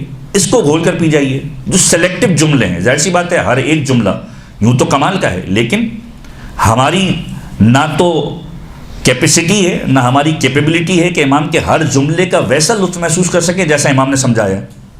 ہم اپنے ذوق کے اعتبار سے، ہم اپنے شوق کے اعتبار سے، ہم اپنے مزاج کے اعتبار سے، اپنی پسند ناپسند کے اعتبار سے مختلف جملوں کا سلیکشن کرتے ہیں۔ مثلا ایک جملہ جو 24ویں دعا کے اندر ہے، ماں باپ کے لیے دعا ہے، امام نے ایک جملہ ارشاد فرمایا کہ پروردگار جب میں والدین کی خدمت کروں تو مجھے لذت فراہم کرنا۔ لذت فراہم کرنا مطلب کیا؟ خدمت کرنے میں لذت ملتی ہے۔ پھر امام نے مثالت دی، مثال کیا دی؟ پروردگار تو مجھے ایسی لذت دینا کہ جب نیند کا خمار ہوتا ہے، جب انسان سوتا ہے، صبح جب اٹھایا جاتا ہے، فجر کا وقت ہوتا ہے، جب انسان کو اٹھایا جاتا ہے، ہم میں سے ہر ایک کسی کیفیت میں ہوتا ہے، خواتین تو بہرحال نہیں ہوتی، مرد تو زیادہ ہوتے ہیں، کہ جب اٹھایا جاتا ہے اور جب اٹھایا کہ کہا جاتا ہے نماز پڑھو، تو ہماری کوشش کیا ہوتی ہے کہ 5 منٹ کی اور نیند ہو جائے تو مزہ آ جائے ذرا سا۔ بہت گہری نیند ہے، مزیدار نیند ہے۔ یہ جو نیند کا خمار ہے، فرمایا یہ جو لذت، نیند کی لذت ہے، پروردگار ایسی لذت اس وقت فراہم کر کے جب میں ماں باپ کی خدمت کر رہا ہوں کہ میرا دل ہو کہ تھوڑا اور کروں، تھوڑا اور کروں۔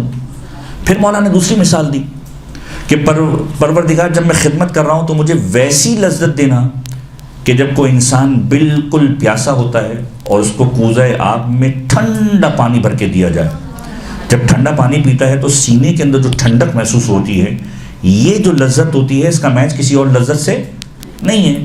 کہ پروردگار ویسی لذت دینا کہ جب میں ماں باپ کی خدمت کر رہا ہوں تو پروردگار ایسی لذت مجھے محسوس ہو۔ تو دو چیزیں اپنی کانٹینٹ کریٹیوٹی کے اندر بڑھا لیں، نہج البلاغہ اور صحیفہ کاملہ۔ احادیث کی کتاب بے شمار ہے، میزان الحکمہ آپ کے پاس ہے، تجلیات حکمت آپ کے پاس ہے، اسی طریقے سے دیگر معصومین کے فرامین کی جتنی کتابیں آپ کو میسر ہو سکے کوشش کیجیے اوتھنٹک کتابوں کو لیں، اور احادیث کا کلیکشن اپنے پاس ہونا چاہیے موضوع کے اعتبار سے۔ تو ہماری بات شروع ہوئی تھی کہ اگر فرض کیجیے میرا موضوع ہے محبت اہل بیت، تو محبت اہل بیت کے اعتبار سے میرے پاس احادیث ہونی چاہیے۔ مثلا معصوم کا جملہ حل الدین الا الحب والبغض، دین محبت اور نفرت کے علاوہ کچھ بھی نہیں ہے، یا محبت ہے یا نفرت ہے۔ امام سے پوچھا کہ محبت اور نفرت کا کیا معنی ہے مولا؟ فرمایا محبت آل محمد سے ہے، محبت خدا سے ہے، نفرت آل محمد کے دشمنوں سے ہے، خدا کے دشمنوں سے ہے۔ تو یہ موضوعات جو ہے وہ آپ اس انداز سے ایڈریس کر سکتے ہیں۔ یہ اسی طریقے سے فرمایا کہ امام معصوم کا فرمان چھٹے امام کا جملہ کہ محبت و اہل بیتی امان للنار من النار، کہ محبت اہل بیت، ہم اہل بیت کی محبت امان ہے نار جہنم سے۔ اسی طریقے سے اور مختلف مثالیں آپ تاریخ میں دیکھ سکتے ہیں۔ یا احادیث کے عنوان میں ایک یہ موضوع ہو گیا، اس طرح کے دیگر موضوعات۔ احادیث آپ کے پاس پراپر ہونی چاہیے کہ جن کے ذریعے سے آپ اپنے موضوع کو ایڈریس کر سکیں۔ ذہن میں رکھیے گا، خطیب کو عربی لغت سے آشنا ہونا چاہیے۔ ایسا نہیں ہونا چاہیے کہ آپ جو ہے وہ انیشیل لیول پہ چلے سمجھ میں آتا ہے کہ آپ سے فقط ترجمہ پڑھیں، لیکن جو عربی کی لطافت ہے وہ عربی کی لطافت وہی محسوس کر سکتا ہے کہ جو عربی لغت کو جانتا ہو۔ تو کوشش کریں کہ عربی سے اپنے آپ کو مانوس کرنے کی کوشش کریں، ہلکا ہلکا دھیرے دھیرے آپ عربی سے اپنے آپ کو اتنا آشنا کر لیں کہ جب آپ پڑھ رہے ہوں تو آپ کے ساتھ جو ہے وہ باقاعدہ طور پر عربی لینگویج کی عبارتیں بھی ہوں۔ تو احادیث معصومین یہ تیسری اہم ترین چیز ہے جو آپ کی مجلس کا حصہ ہونی چاہیے، کہ آپ کے پاس موضوع کے اعتبار سے روایتیں ہونی چاہیے۔ مثلا رحمت پروردگار کے اعتبار سے آپ کے پاس حدیث ہونی چاہیے۔ آپ رحمت پروردگار کے موضوع کو قرآن کریم کی آیتوں کے ذریعے سے ایڈریس کریں۔ فانظر الی آثار رحمت اللہ، غالباً سورہ مبارکہ روم کی آیت ہے کہ خداوند متعال کی رحمت کے آثار کی طرف غور کرو، اسے ڈھونڈنے کی کوشش کرو۔ رحمت کا موضوع جب ایڈریس ہوگا، اب احادیث آپ کے پاس ہونی چاہیے کہ احادیث معصومین کے اندر آپ دعاؤں کے جملے بھی لے کر آئیے، احادیث معصومین کے اندر آپ جو ہے وہ باقاعدہ طور معصوم کی روایت بھی لے کر آئیے۔ مثلا چوتھے امام کا جملہ نہج البلاغہ کے اندر ہے، یا من سبقت رحمتہ غضبا، اے وہ پروردگار کی جس کی رحمت اس کی غضب سے آگے چلتی ہے۔ یا معصوم کی وہ روایتیں کہ جس میں امام ایڈریس کر رہے ہیں کہ جب حسن بصری آتا ہے اور مولا سے کہتے ہیں کہ مولا جو پرآشوب دور کے اندر مر گئے انہیں تو مرنا تھا، لیکن جو بچ گئے وہ کیسے بچ گئے اس بات پر حیرت ہے۔ مولا نے کہا کہ نہیں، جو بچ گئے وہ تو بچنے ہی تھے، جو مر گئے وہ کیسے مر گئے جبکہ رحمت پروردگار موجود تھی۔ تو اس طرح کی روایتیں آپ اپنے کانٹینٹ کے اندر شامل کر سکتے ہیں۔ یہ اسی طریقے سے امام معصوم کے اس انداز سے فرمان کے فرمایا پروردگار عالم نے 100 رحمتوں کو خلق کیا ہے، 99 رحمتیں پروردگار عالم نے روز قیامت کے لیے محفوظ کی ہیں، اور ایک رحمت دنیا کے اندر بھیجی ہے۔ دنیا کے اندر سارے کے سارے مرحلے جذبات کے، تعلقات کے، محبتوں کے، وہ ایک رحمت سے چل رہے ہیں، اور 99 رحمتیں روز قیامت کے لیے محفوظ ہیں۔ پھر اسی سے آپ آل محمد کو جوڑ سکتے ہیں کہ اس انداز سے روایتیں موجود ہیں کہ پروردگار عالم نے ان رحمتوں کو آل محمد کے در سے جوڑ کر رکھا ہوا ہے۔ پیغمبر اکرم کا جملہ نحن مفاتیح الرحمہ، کہ ہم رحمت کی چابیوں میں سے چابیاں ہیں۔ خدا کی رحمت تک پہنچنا چاہتے ہو، در آل محمد تک آ جاؤ۔ تو یہ تیسری اہم ترین چیز ہے آپ کی مجالس کی تیاری کے اعتبار سے، پہلا سبجیکٹ، دوسرا آیتوں کا سلیکشن، تیسرا احادیث کا سلیکشن۔ اب چوتھی چیز آتی ہے اسٹوری، واقعات۔ اب واقعات کے اندر دیکھیں دو طرح کی چیزیں ہیں۔ آپ کو واقعات ائمہ تحریم کی سیرت سے ملیں گی۔ اہم ترین چیز یہ ہے کہ واقعات کا جو آپ کا سلیکشن ہونا چاہیے وہ واقعات کا سلیکشن ائمہ تحریم کی ہسٹری سے ہونا چاہیے۔ اب اس کے لیے آپ کون کون سی کتابیں دے سکتے ہیں؟ خود بہار الانوار کو دیکھیے۔ بہار الانوار کے اندر ائمہ تحریم کی جو ہسٹری ہے اس میں آپ کو باقاعدہ طور پر اسٹوریز مختلف موضوعات کے اعتبار سے ملیں گی۔ جب پڑھیں اور امام کی سیرت پر پڑھنا ہو تو دیکھیں کہ کون کون سے موضوعات نکل سکتے ہیں، کون کون سے واقعات آپ کے پاس ہیں، اور اس کو آپ کس طریقے سے اپنی مجلس کے اندر کنیکٹڈ رکھ سکتے ہیں۔ تو اہم ترین تو وہ قصے ہیں جو ائمہ تحریم کی زندگی سے مربوط ہیں اور ائمہ تحریم کے ہی ہیں اور ان کے اصحاب کے ہیں۔ دوسرے واقعات وہ ہیں جس کو ہمیں دیکھنا چاہیے کہ آیا ان واقعات کی ہماری مجلس کے اندر جو ہے وہ گنجائش بنتی بھی ہے یا نہیں بنتی۔ اگر میرے پاس اپنے موضوع سے کنیکٹڈ ائمہ تحریم کے واقعات ہیں تو مجھے کسی اور واقعے کے لینے کی ضرورت نہیں ہے۔ وہ واقعات کون سے ہیں؟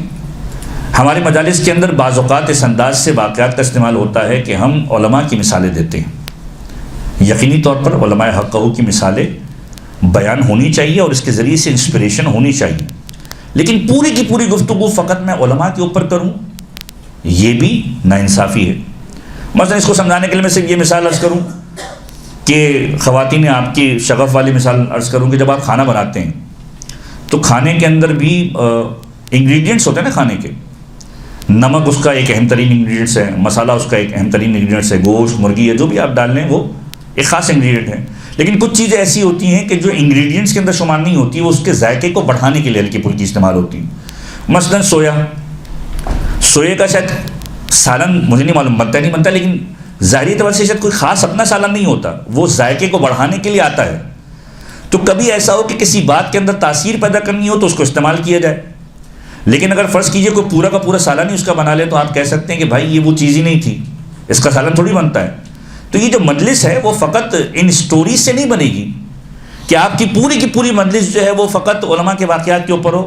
یہ ظلم ہوگا، کیونکہ در حقیقت ہمیں آل محمد تک پہنچانا ہے. آل محمد تک پہنچانے کے لیے جو ٹولز ہم لا سکتے ہیں وہ لانے چاہیے، لیکن اس کی بھی ایک خاص کیفیت ہونی چاہیے. ایسا نہیں ہو کہ پوری کی پوری گفتگو ان چیزوں کے اوپر ہو اور ہدف ہمارا بالکل پیچھے رہ جائے. تو جو اسٹوریز ہیں اس میں سب سے اہم ترین چیز یہ ہے کہ ائمہ طاہرین سے ریلیٹڈ جو واقعات ان کے اصحاب کے ہیں. اب اس میں ایک اور میں ریکمنڈیشن آپ کو دوں کہ آپ اپنے مطالعے کے اندر ایک چیز کو اور بڑھائیں. مجالس المومنین، قاضی نور اللہ شوستری کی کتاب. آپ قدیم علماء کو دیکھیں گے، آپ نے دیکھا ہوگا کہ بہت سارے علماء نے ہسٹری کو پڑھا ہے. مثلا محسن ملت علامہ صادق حسن صاحب. اسی طریقے سے مرحوم ریکمنڈ کروں گا کہ اگر لاجیکل آرڈر کے اندر بہت ساری چیزوں کو آپ کو انالائز کرنا ہو تو ان علماء کو ضرور سنیے.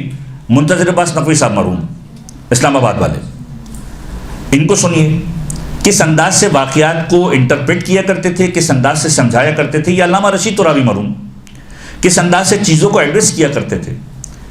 جب آپ ان علماء کی مجالس کو سنیں گے اور ان کو سمجھنے کی کوشش کریں گے تو آپ کو پتہ چلے گا کہ مٹیریل ہے جو لے کر آئے ہیں اور بہت محنت کی گئی ہے.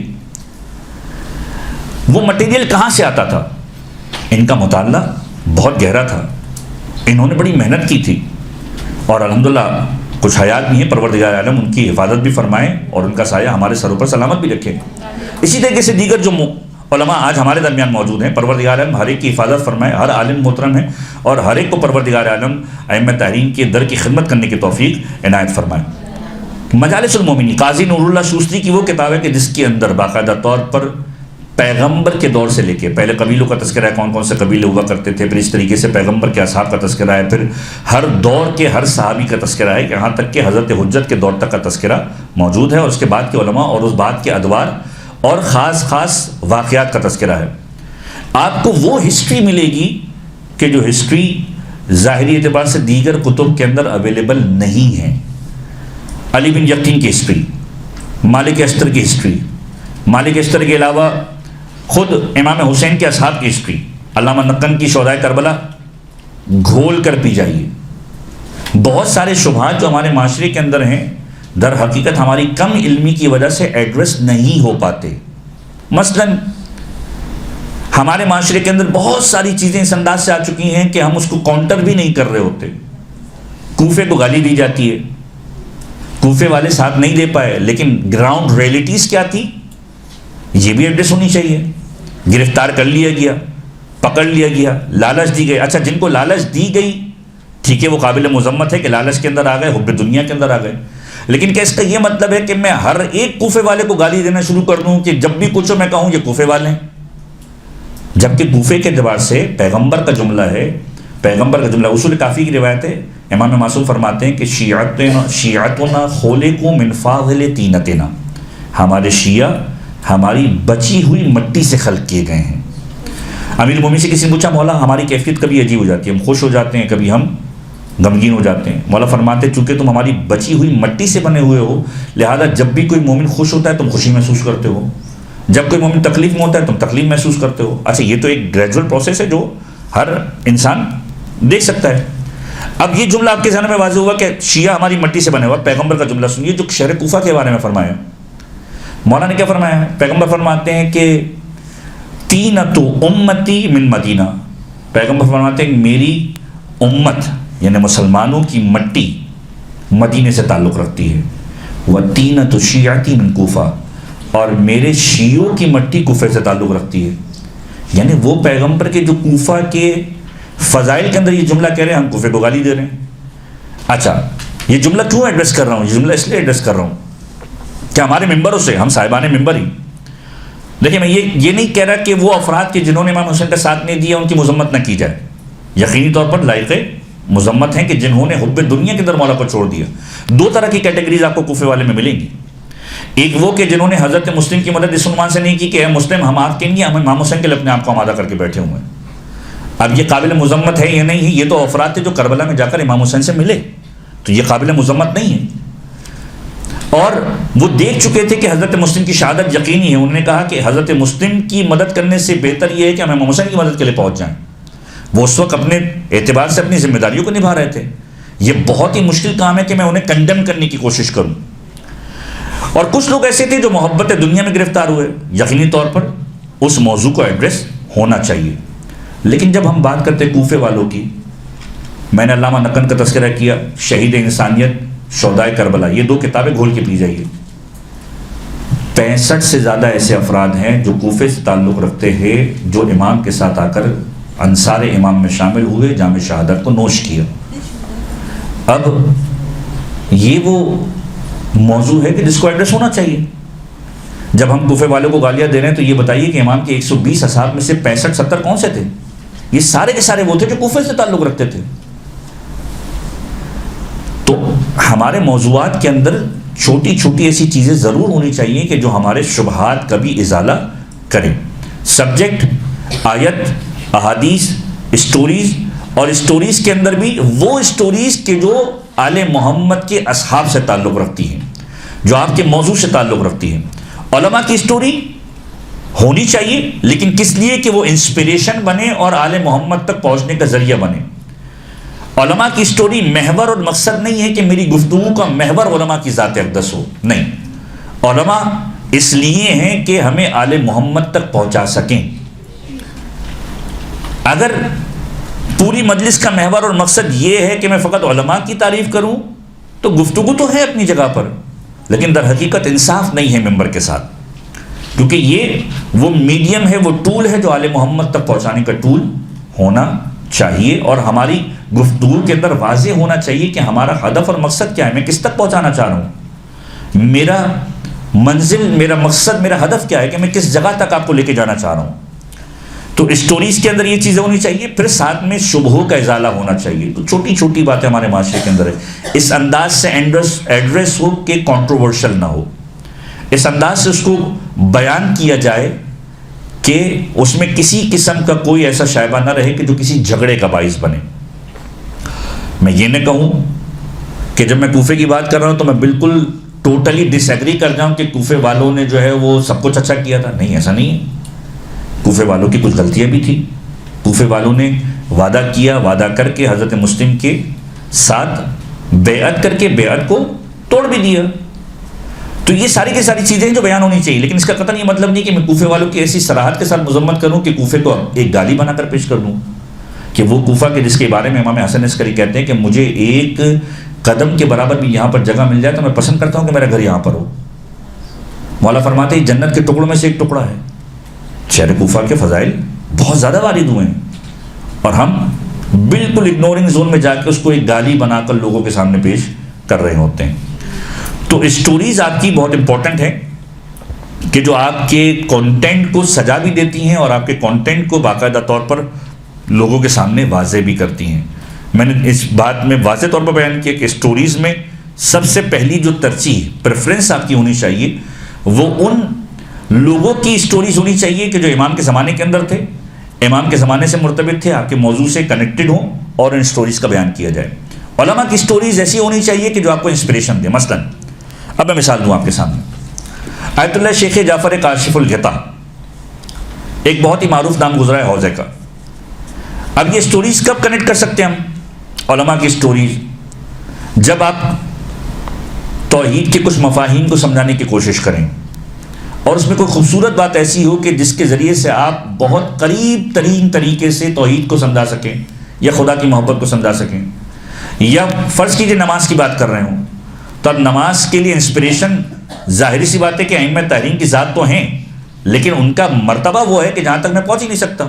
مثلا میں یہ مثال لوں کہ امام کی نماز ایسی تھی کہ 3 نکال لیا جاتا تھا، تو یقیناً وہ امام کی نماز تھی، لیکن میں یہ کہوں کہ مجھے 3 لگے اور میرا 3 نکال لیا جائے اور مجھے پتہ نہ چلے، بشری طاقت میری ایسی نہیں کہ میں اس کمپیریزن میں مولا کی مثال دوں، تو مجھے مثال وہ دینی ہے کہ جو مجھ جیسے کسی خطا کار عام انسان کی ہونی چاہیے۔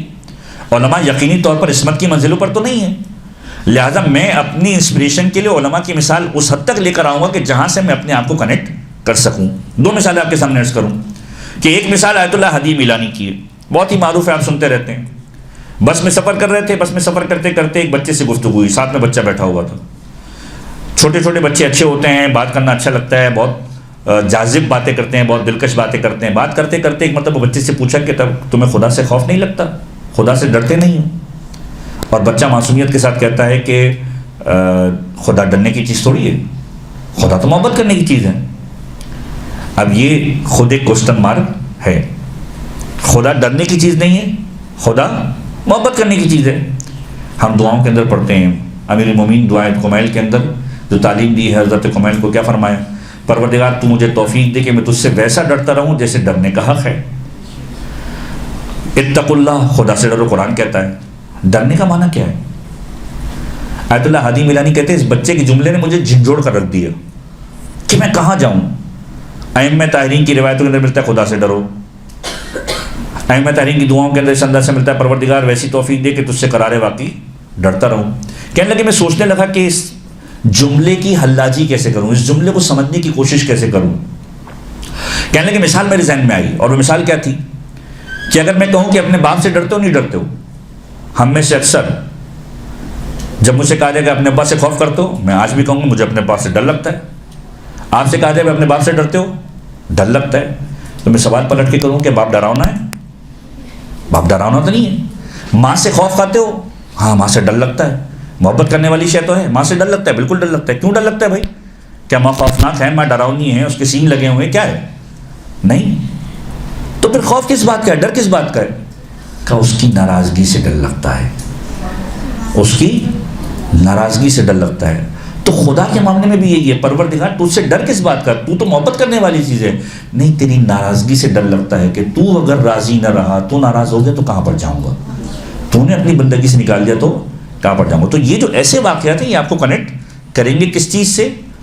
توحید سے بھی کنیکٹ کریں گے، خدا کی ذات سے بھی کنیکٹ کریں گے، آل محمد سے بھی کنیکٹ کریں گے۔ ہدف کیا ہے آپ کا؟ ہدف یہ ہے کہ آپ اس مقام تک پہنچائیں جو خدا کی توحید تک ہے، جو آل محمد کی ذات اقدس ہے۔ علماء ہدف نہیں ہیں، علماء فقط وہ میڈیم ہیں کہ جو آل محمد تک پہنچانے والے ہیں۔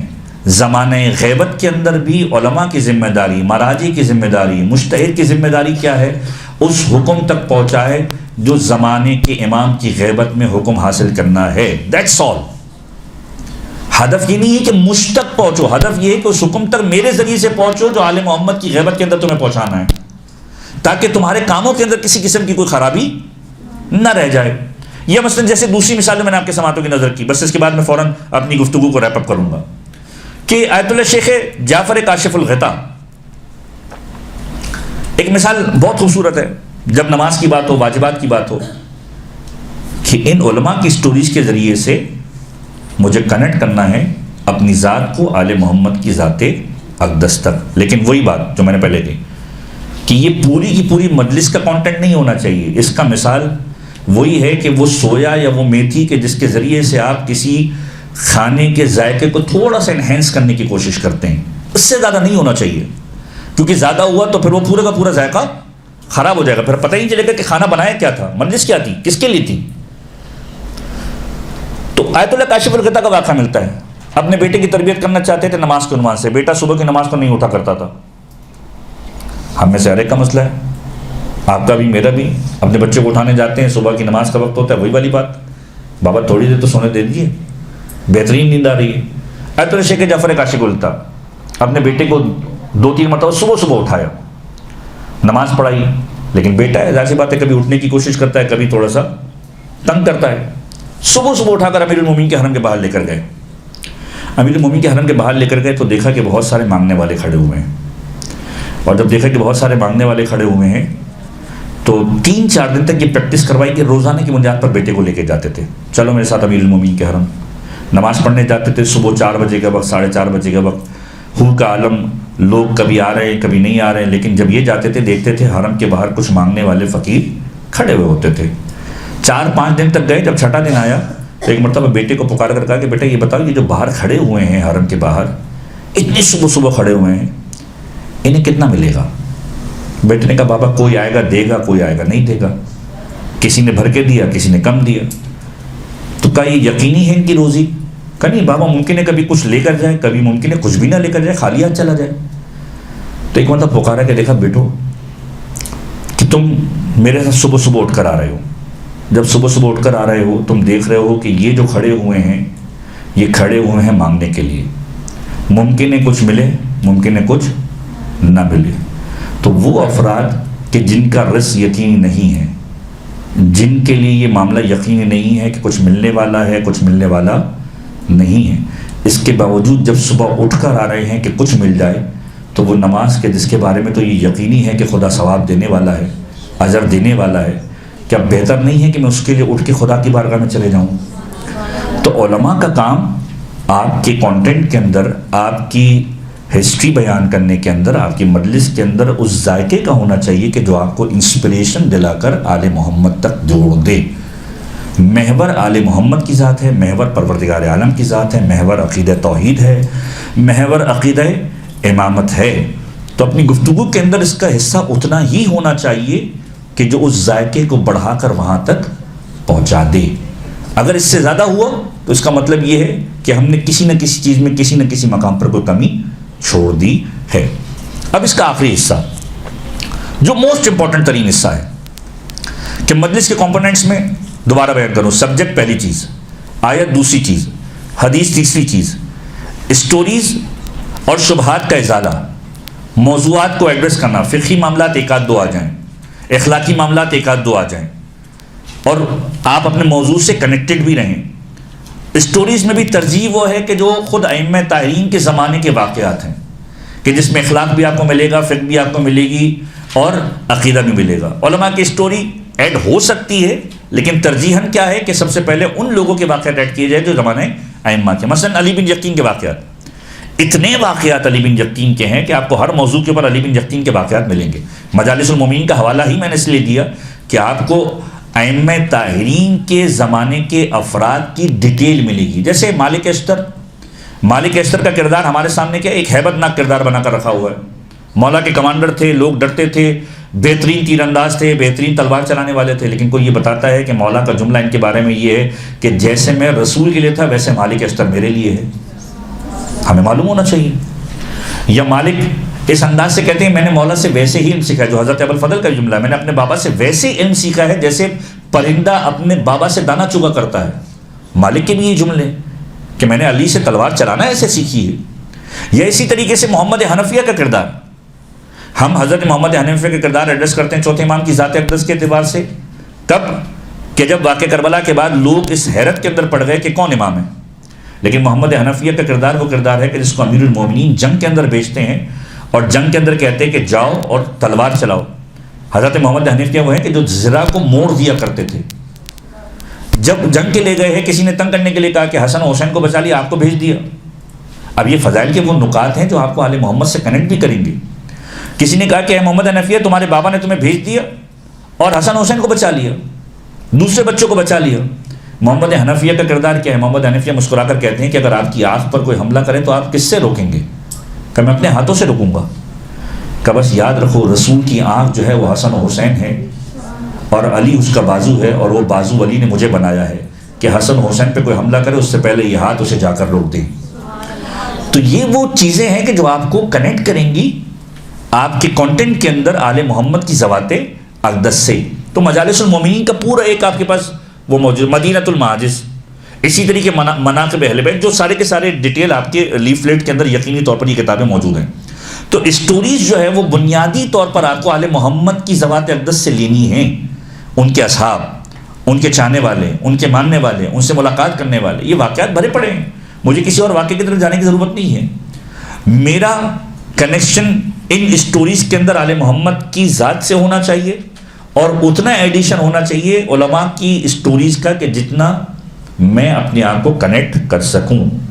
اگر زیادہ کیا تو نتیجہ کیا نکلے گا؟ جو ہمارے معاشرے کے اندر آپ لوگ دیکھ رہے ہیں کہ ہم انحطاط کا شکار ہو گئے ہیں، ہم معصوم غیر معصوم کے فرق کو مٹانے لگے ہیں، ہم بہت ساری چیزوں کے اندر مبتلا ہو گئے۔ بہرحال یہ ہماری ذمہ داری ہے کہ ہمارا کام یہ ہونا چاہیے کہ ہم آل محمد سے ان کو کنیکٹ کریں۔ اور پھر مجلس کی آخری چیز ہے مسائل، سب سے امپورٹنٹ ترین، اور یقین جانیے کہ اگر اس پر محنت نہ کی گئی تو پھر بعض اوقات پورا کا پورا بیان جو ہے وہ انسان کا ایسا لگتا ہے کہ بیان ہوا اور بیان کچھ بھی نہیں ہوا۔ مسائل کے لیے خاص طور پر کوشش کریں کہ مقاتل کی بیسک کتابوں کو دیکھنا شروع کریں۔ خطبہ کے لیے یقینی طور پر علماء کی سیرت ایک اہم ترین سیرت ہے۔ علماء جو مسائل پڑھتا ہے، علامہ رشید ترابی صاحب، مولانا صادق حسن صاحب قبلہ، جیسی طریقے سے دیگر علماء، وہ افراد جو پڑھتے ہوا ہے، علامہ طالب جوہری صاحب، یہ وہ افراد ہیں کہ جن کے بارے میں اطمینان کے ساتھ کہا جا سکتا ہے کہ مقاتل کی کتابوں کے ریفرنسز کے ساتھ پڑھا کرتے تھے۔ اس لیے ہمارے لیے اگر کسی کو ایزی سیکھنا ہے مسائل کس طرح بیان کیے جائے تو یہ افراد ہیں کہ جن کو سنیں اور مسائل کی تیاری کریں۔ لیکن قطعاً اس کا یہ مطلب نہیں ہے کہ اپنے آپ کو مسائل کی کتابوں سے دور کر لیا جائے۔ مسائل کی کتابیں پڑھیں، مسائل کی روایتوں کو اپنی زبان پر چڑھائیں اور پھر تیاری کر کے مسائل کو پڑھیں۔ مقتل کے جملے آپ کے ذہنوں کے اندر محفوظ ہونے چاہیے۔ مثلا حضرت علی اصغر کی جو مصیبت ہے، ہم میں سے ہر ایک اپنے اپنے مزاج کے اعتبار سے، اپنے اپنے ذوق کے اعتبار سے مسائل کو پڑھتا ہے، لیکن مقاتل کے جملے آپ کے اذہان میں ہونا چاہیے کہ حرملہ نے جب تیر کو چھوڑا ہے اور تیر آ کر لگا ہے تو اب جو مصیبت ہے وہ کیا ہے؟ اب یہ مقتل کے جملے ہیں، فَذُبِحَ الطِّفْلُ مِنَ الْأُذْنِ إِلَى الْأُذُنِ، کہ بچہ ایک کان سے دوسرے کان تک ذبح ہو گیا۔ تیر کا وزن زیادہ ہے، علی اصغر کا وزن چھوٹا ہے، علی اصغر کا وزن کم ہے، تیر بڑا ہے، گردن چھوٹی ہے۔ یہ سارے کے سارے مسائل کے وہ پہلو ہیں کہ جو ہمارے ذہنوں کے اندر ہونے چاہیے۔ یا مثلا حضرت علی اکبر کے مسائل، حضرت علی اکبر کے مسائل ہم میں سے ہر ایک پڑھتا ہے اور وہ مسائل ہیں۔ دیکھیں کائنات کے اندر، یہ بات بھی ذہن میں رکھیے، اس بات کو وضاحت کے ساتھ ہماری مجلسوں کے اندر بیان ہونا چاہیے کہ آل محمد پر جو مصیبت پڑی ہے، کائنات کی کسی مصیبت کا مقابلہ عاشور کی مصیبتوں سے نہیں ہو سکتا، کوئی کمپیریزن نہیں ہے۔ دنیا کا کتنا بڑا کوئی شہید کیوں نہ ہو، کسی بھی مارکے کے اندر شہید ہوا ہو، چاہے وہ واقعہ کربلا کے بعد کسی واقعے کے اندر شہید ہوا ہو، چاہے ائمہ کے اصحاب میں سے شہید ہوا ہو، چاہے آج کے شہداء جو کسی بھی اعتبار سے دین مبین اسلام کی خدمت کرتے ہوئے اس دنیا سے رخصت ہوئے، کسی شہید کا تقابل سید الشہداء کی کسی ایک مصیبت سے نہیں کیا جا سکتا۔ کجا یہ کہ میں کہوں کہ کسی کی شہادت ہوئی اور ایسی مظلومانہ شہادت ہوئی کہ حضرت علی اکبر جیسی شہادت تھی یا امام حسین جیسی شہادت تھی، یہ ظلم ہے آل محمد کے اوپر کہ امام کا فرمان ہے تم سوچ سکتے ہو کربلا میں اس سے زیادہ ظلم ہوا ہے، تمہاری سوچیں نہیں پہنچ سکتی۔ تو کربلا میں جو مصیبت آئی ہے اس کا کوئی کمپیریزن نہیں ہے۔ اب جب مقاتل کی کتابوں سے اگر آپ آشنا ہوں گے تو آپ ان جملوں کا سہارا لے سکتے ہیں جو مقاتل کے جملے ہیں۔ جیسے حضرت علی اکبر کی جو شہادت ہے، برچھی کا لگنا، برچھی کا نکالا جانا سب پڑھتے ہیں، لیکن ایک مقتل کا جملہ ہے کہ جب حضرت علی اکبر کو سر اقدس پر گرز لگا اور جب نیزہ مارا گیا۔ اب مقتل کے جملے کیا ہیں کہ حضرت علی اکبر کے سر پہ جب گرز لگا ہے تو خون بہنے لگا۔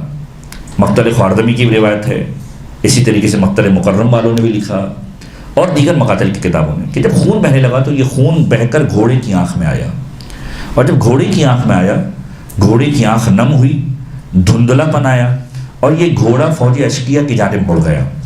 اور جب فوج اشقیہ کی جانب مڑا ہے تو ایک مرتبہ وہ جو ڈر کے بھاگے ہوئے تھے وہ قریب آئے، فَقَطَّعُوهُ بِسُيُوفِهِمْ عِرْبًا عِرْبًا، کہ انہوں نے اپنے تلواروں سے علی اکبر کو ٹکڑے ٹکڑے کرنا شروع کیا۔ یہ مقاتل کی روایتیں ہیں۔ تو جب آپ مجالس کے اعتبار سے کانٹینٹ کو کریٹ کریں گے تو آپ کا مقتل سے آشنا ہونا بہت ضروری ہے کہ آپ کو مقاتل کے وہ جملے معلوم ہوں کہ سید الشہداء کی مصیبت کے اندر کون کون سے جملے ہیں کہ جن جملوں کے ذریعے سے آپ مصائب کو بیان کر سکتے ہیں. حضرت علی اکبر کی مصیبت کون سی جملے ہیں. یہ حضرت قاسم کے بارے میں ایک جملہ، یہ جملہ مقاتل کی کتابوں کے اندر اس انداز سے لکھا ہے، جو راوی نے لکھا ہے وہ راوی لکھتا ہے فَإِحْتَمَلَهُ، احتمال اس بات کا ہے کہ کانا صدرہ علی صدر الحسین، کہ علی اکبر کی شہادت اور قاسم کی شہادت جب ہوئی، سید الشہداء جب جنازے اٹھا کر لا رہے تھے تو قاسم کا جو جنازہ تھا، فرمایا احتمال اس بات کا ہے جب یہ جوان پامال ہو گیا اور جب سید الشہداء اس کے جنازے کو اٹھا کر خیمے کی جانب جا رہے تھے، احتمال اس بات کا ہے کانا صدرہ علی صدر الحسین، کہ قاسم کا سینہ حسین کے سینے پر تھا، ورجلان یخطان علی العرش، اور قاسم کے قدم زمین کربلا پر خط کھینچتے ہوئے جا رہے تھے. صرف ایک جملے کی اگر وضاحت ہو جائے، واقعاً حضرت قاسم کی مصیبت یہ کوئی بیان نہیں کر سکتا کہ لاشا کیسے پامال ہوا ہے کہ سینہ حسین کے سینے پر ہے، جنازہ طویل ہو چکا ہے اور زمین کربلا پر خط کھینچ رہا ہے. تو یہ جملے آپ کے اذہان کے اندر منتقل بھی ہونے چاہیے، آپ کا ایک رابطہ مقاتل کی کتابوں سے ہونا بھی چاہیے، اور خود مدینۃ الماجز جیسی جو کتاب ہے اس میں خصوصاً چوتھے امام کا سیکشن اور امام حسین کا سیکشن، یہ دو سیکشن پورا کا پورا پڑھیں. آپ کو مصائب کے وہ باب دکھیں گے کہ جو مصائب کے اندر آپ کی تیاری کے لیے بہت زیادہ مددگار ثابت ہوں گے. واقعہ کربلا کے بعد امام حسین کا جو قافلہ روانہ ہوا ہے اس کے ساتھ کیا کیفیت گزری، شام جب پہنچا تو کس طرح کی روایتیں ہیں، یہ ساری کی ساری روایتیں ان کتابوں کے اندر باقاعدہ طور پر موجود ہیں. عرف عام میں جو مصائب پڑھے جاتے ہیں وہ بھی پڑھے جانے چاہیے، لیکن ہمارے پاس اپنا ایک کانٹینٹ ہونا چاہیے کہ ہم جو پڑھ رہے ہیں ہم نے دیکھا ہے اور ہم پڑھ رہے ہیں، ہم سنایا بالکل بھی نہیں پڑھے. تیاری کے لیے انیشیل لیول کے اوپر تیاری کے لیے ضرور سنیے، لیکن اس کے بعد ایسا نہ ہو کہ آپ جمود کا شکار ہو جائیں کہ آپ کو ایک چیز آپ نے سنی، آپ کے ذہن میں آ گئی، اب وہی پڑھ رہے. نہیں، اس کو اور بہتر کرنے کی کوشش کریں تاکہ آپ اس حقیقت کے قریب لے کے جا سکیں جو آل محمد کی مصیبت بیان کی جاتی ہے. پروردگار عالم کی بارگاہ میں دعا ہے کہ پروردگار ہم سب کو توفیق دے کہ ہم بہترین انداز سے اپنی مجالس کو تیار کرنے کی کوشش کریں اور ہماری مجالس کے ذریعے سے ہم لوگوں کو آل محمد تک جوڑنے کی، خدا تک جوڑنے کی کوشش کر سکیں. پروردگار ہم سب کو اس میں کامیاب و کامرانی عنایت فرمائے اور ہم سب کو انصار امام زمانہ میں شامل فرمائے اور امام زمانہ کے ظہور کے اندر تعدیل فرمائے. پر محمد و آل محمد صلوات.